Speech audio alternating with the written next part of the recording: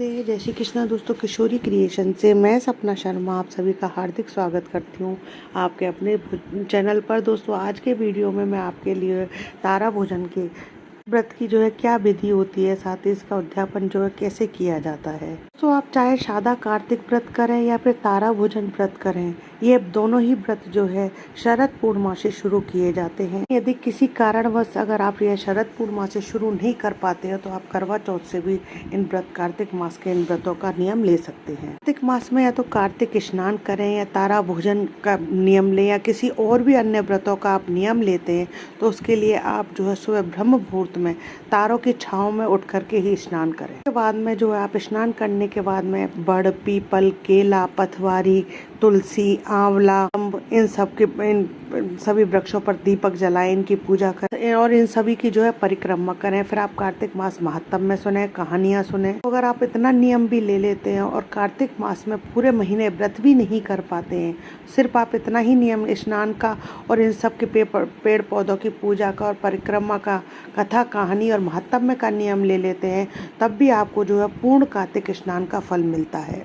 कार्तिक स्नान में कार्तिक स्नान की कहानी, तुलसी जी की कहानी, इल्ली धुड़िया की कहानी, सूर्य भगवान की कहानी, पीपल की कहानी, तपसी की कहानी, गणेश जी की कहानी, लक्ष्मी जी की कहानी, गंगा जमुना की कहानी। इसके अलावा दोस्तों और भी कार्तिक मास स्नान की जो कहानियां हैं उन सभी को आप अवश्य सुने। आप कार्तिक मास में तारा भोजन का नियम ले रहे हैं तो उसमें इन सब कार्तिक मास की इन सभी कहानियों के साथ में जो है आपको तारा भोजन की कहानी भी सुननी चाहिए। भोजन की कहानी का वीडियो जो है आपको जल्दी हमारे चैनल पर मिल जाएगा। इससे पहले कार्तिक मास में स्नान के समय सुनी जाने वाली कहानियों का वीडियो जो है मैंने मेरे चैनल पर डाल दिया है। उनको आप मेरे चैनल पर जाकर देख भी सकते हैं और श्रवण भी कर सकते हैं। उनका लिंक जो है मैं आपको डिस्क्रिप्शन बॉक्स में दे दूंगी, से जाकर आप उनको देख सकते हैं। कार्तिक मास स्नान और तारा कार्तिक मास स्नान में अंतर सिर्फ इतना है, सादा कार्तिक स्नान में आप कभी भी भोजन कर सकते हैं और तारा कार्तिक स्नान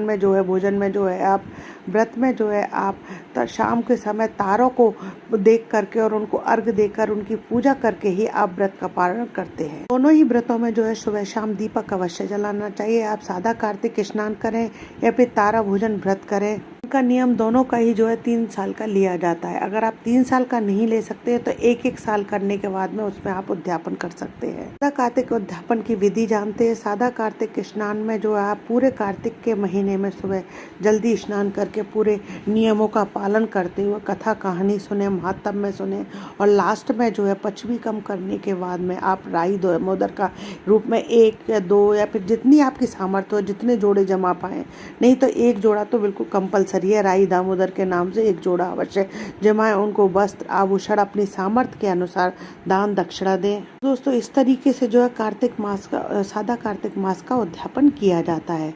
तारा भोजन उद्यापन की विधि के बारे में जानते हैं। तारा भोजन उद्यापन में जो है पूरे कार्तिक मास में शाम को तारे का दर्शन करके उनको अर्घ देकर उनकी पूजा करके खाना चाहिए। फिर बाद में जो है पूरे कार्तिक मास में कंप्लीट होने के बाद 1 जोड़ा जमाएं, जिसको जो है 35 तारे चांदी के बनवा करके दें और अपनी सामर्थ्य के अनुसार वस्त्र, आभूषण, दान दक्षिणा दें। सबको आप जिसको जोड़ा जमा रहे हैं उनको दे सकते हैं या फिर आप मंदिर में चढ़ाना चाहें तो मंदिर में भी चढ़ा सकते हैं। ये आपकी इच्छा के ऊपर निर्भर करता है।